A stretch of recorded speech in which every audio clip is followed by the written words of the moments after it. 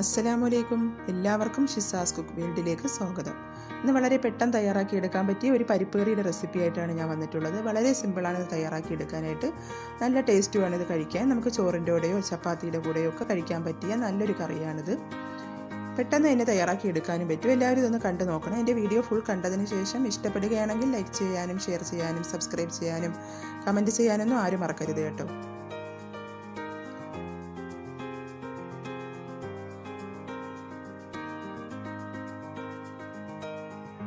ഇനി നമുക്കിത് എങ്ങനെയാണ് തയ്യാറാക്കുന്നതെന്നൊന്ന് നോക്കാം. നേരെ വീഡിയോയിലോട്ട് പോകാം. ആദ്യമായിട്ട് ഞാനിവിടെ 1 കപ്പ് പരിപ്പാണ് ഇവിടെ എടുത്തിട്ടുള്ളത്. അതിവിടെ കഴുകി വൃത്തിയാക്കി വെച്ചിട്ടുണ്ട്. ഇനി ഒരു കുക്കർ എടുത്തതിന് ശേഷം നമുക്ക് ആ പരിപ്പ് അതിലോട്ട് ഇട്ട് കൊടുക്കാം.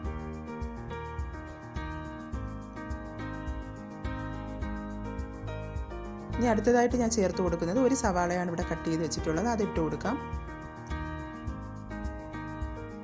ഇനി ഒരു തക്കാളിയാണ് ഞാൻ എടുക്കുന്നത്. ഒരു മീഡിയം തക്കാളി, അത് കട്ട് ചെയ്ത് വെച്ചിട്ടുണ്ട്. അത് ഇട്ട് കൊടുക്കാം. അടുത്തതായിട്ട് ഒരു 3 പച്ചമുളകാണ് ഇവിടെ എടുത്തിട്ടുള്ളത്. അതും കൂടി ഇട്ട് കൊടുക്കാം. ഇനി ആവശ്യത്തിന് ഉപ്പ് ചേർത്ത് കൊടുക്കാം.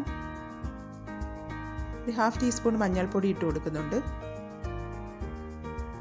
ഒരു 1/2 ടീസ്പൂൺ മുളക് പൊടിയും കൂടി ചേർത്ത് കൊടുക്കുന്നുണ്ട്. ഇനി നമുക്ക് ആവശ്യത്തിന് വെള്ളം ചേർത്ത് കൊടുക്കാം. ഞാനിപ്പോൾ 1 കപ്പ് പരിപ്പാണ് എടുത്തിട്ടുള്ളത്. അതിനൊരു 2.5 കപ്പ് വെള്ളം ഞാനിവിടെ വയ്ക്കുന്നുണ്ട്.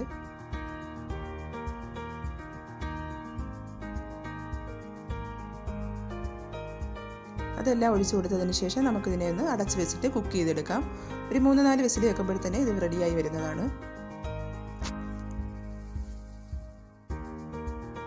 അപ്പോൾ ഇവിടെ അത് റെഡിയായി വന്നിട്ടുണ്ട്. നമ്മുടെ പരിപ്പൊക്കെ ഇവിടെ വെന്ത് വന്നിട്ടുണ്ട്. ഇനി ഇതിൻ്റെ പാകം നോക്കാം. ഇതാണ് ഇതിൻ്റെ ഒരു പാകം എന്ന് പറയുന്നത്. ഇനി നമുക്കിതൊന്ന് താളിച്ചെടുക്കാനുണ്ട്. ഞാനിപ്പോൾ ഇവിടെ ഒരു പാൻ എടുത്തിട്ടുണ്ട്. അതിലോട്ട് ഞാൻ കുറച്ച് വെളിച്ചെണ്ണയാണ് ഇപ്പോൾ ഒഴിച്ചു കൊടുക്കുന്നത്. ഒരു 2 ടേബിൾ സ്പൂൺ വെളിച്ചെണ്ണ ഒഴിച്ചു കൊടുക്കുന്നുണ്ട്. നമുക്ക് വേണമെങ്കിൽ നെയ്യ് ഒഴിക്കാവുന്നതാണ്. ഇനി അതിനുശേഷം കടുക് ഇട്ട് കൊടുക്കാം.